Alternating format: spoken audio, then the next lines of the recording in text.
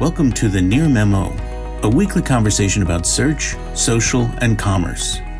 What happened, why it matters, and the implications for local. Hello again, everybody. Welcome to the Near Memo episode. I think it's 132. We've lost count at this point. We've done so many. I'm here with Mike today. David is off. And we are going to be talking, as usual, about Google, although there are other things going on in the world, the horrific events in the Middle East, which we won't be talking about, except insofar as it's giving Google a certain kind of, it's taking attention away from Google from a news cycle perspective, but we won't really go into that. So Mike is going to be talking about the return of call history, call tracking. I'm going to be talking about the Bright Local Trust survey that just came out this week that has a couple of interesting findings in it. And then we're going to be talking about, what should Google do with the SGE AI snapshot in terms of local? We've all sort of seen it. Those people that are enrolled in the labs experiment have all seen it and interacted with it. And it's kind of not really adding much value right now. What should they be doing with it? But first, Mike, tell us what happened with call history, which everybody thought was dead, or call tracking specifically. Yeah, it's called call history. It's not actually call tracking. It is a system which Google introduced and as an experiment, I think 3 years ago, where what they would do is provide virtual phone numbers for the GBP listing from a pool of numbers. And so that number wouldn't be static, but it would allow Google to temporarily associate it with a listing and then give Google better control over tracking whether that number was called, Right. That's essentially what call tracking is. It is, but this is a little different because it's not a dedicated number.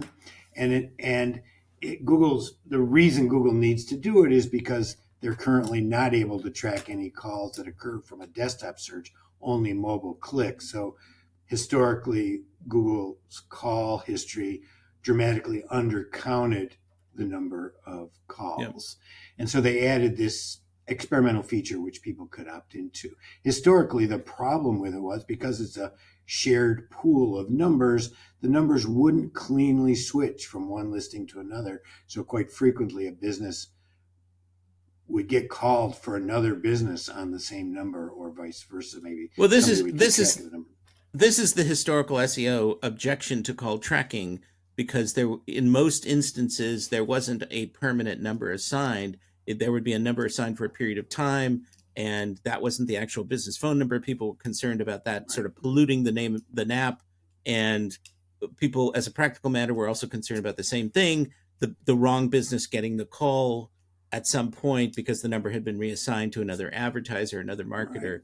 So, although those problems have largely been solved because people are smart enough to check the history of a phone number before they accept it, and most of these numbers are pretty clean these days and dedicated. The Google system, using a pool, sort of rotated these numbers in real time. It was is an experiment, and was not widely used. But then starting earlier this summer, we started seeing where people who wanted to interact with it couldn't, even though they had it. They might want to have turned it off. And then it disappeared, and they couldn't because it had disappeared from the back end. And then it disappeared from the search front end, what's called the NMX interface. And so Barry and we reported that it had been discontinued because it totally disappeared. But then last week, it reappeared. Rose from the grave. Yes. So call history, which we thought was history, is no longer history. It is a current product. And it for me, sort of typifies several things about Google. One is their very chaotic development cycle. Instead of releasing early and fixing it as they found these various calling bugs, they let it go and they didn't fix it. And then they finally must decide to fix it, but instead of communicating to clients that it's temporarily they're not going to let you add it, or they're not going to show you call histories temporarily, they sort of surreptitiously nuked the product. And one presumes that they have fixed it. We don't know that. And then they reintroduced it. And it it's one, shows this very chaotic development cycle, and two, shows what lack of respect they have for their clients. I mean, if a business was using this and all of a sudden it either worked improperly or stopped working, or they no longer could turn it off even though it was on, it really just destroys whatever trust these businesses have. And for me, he says to a business, you should never trust Google for these services unless it's one of their top 2 or 3 services, because they're going to likely discontinue it just as you're getting used to using it. Used to be that we thought Google would take over the world as they rolled all these services out. Now it's clear they're just going to sort of leave detritus in their path as opposed to taking over these markets.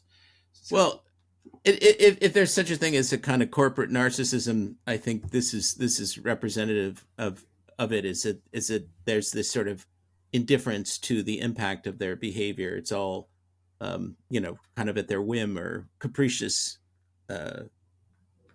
development. And I think I'm not even sure that it's a intentional act. I think this is an engineering project. No, definitely not intentional. But there's no mechanism for it to happen, the communication. Why would you intentionally put something out that was kind of half baked, withdraw it, put it out again? I mean, you wouldn't. If Google were not in the dominant position it's in, it wouldn't get away with a lot of this behavior. Well, in the case of fake listings and fake reviews, as we discussed last week, they knew they were fake. They knew they were fake for 15 years. They left them out there. And there was tangential benefit to leaving it out there and not doing anything about it, right? Now, was it directly malicious? Who knows? But, they're a very strange company. They walk to the beat of a different drummer, and that beat very rarely syncs up with the very small businesses. Every day in the forum, I see businesses come in and say, I think I've lost faith in Google. And I'm saying, well, you just now are losing faith. I mean, this has been a problem for a long time. And they're saying, well, I hope they fix it. And I'm saying, don't hold your breath, because if you do, you're going to turn blue. I mean, businesses still have this deep faith that Google does no wrong. And clearly, call history is a perfect metaphor for how they're screwing small businesses. It's a lack of what you might call customer empathy, right? That they don't really stand in the shoes of the customer, really fully appreciate the customer's position, and that's because these people working internally at Google are not in contact with the customer very much. I mean, there may be isolated individuals who do get exposure, but most of them are just inward facing, and they're working within the Google culture, and they're working with scalable, they're focused entirely on scale. They don't really focus on any individual, they'll tell individual stories in their blogs and things like that. That person did this great thing with our tools. But as a whole, they don't with seem internal to have incentives that are a little skewed too towards new development, new products, new ways of gathering data, right, money, and users, with very little user incentives to right, fix things, clean things, make them right. So engineering teams come up with this idea, then move on to another idea, and the switch happens fairly regularly. And then the previous idea doesn't have a home, or it's not deprecated, but it just sort of sits there waiting for somebody else to pick up the project, right? So the incentives internally are totally wrong as well. Right. Thanks for joining David, Mike, and Greg. To stay on top of the latest developments in local, subscribe to our newsletter at nearmedia.co. We'll see you next week.